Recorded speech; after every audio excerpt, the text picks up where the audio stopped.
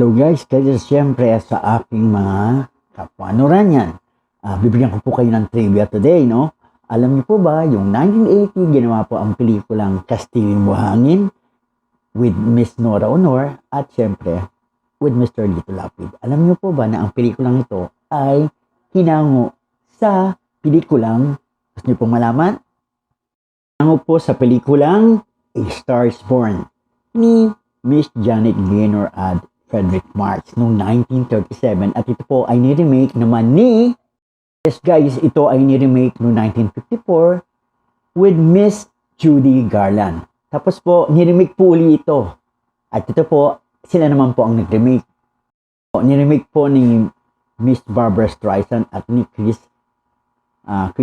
Christopherson noong 1976. At muling ini-remake nitong 2018.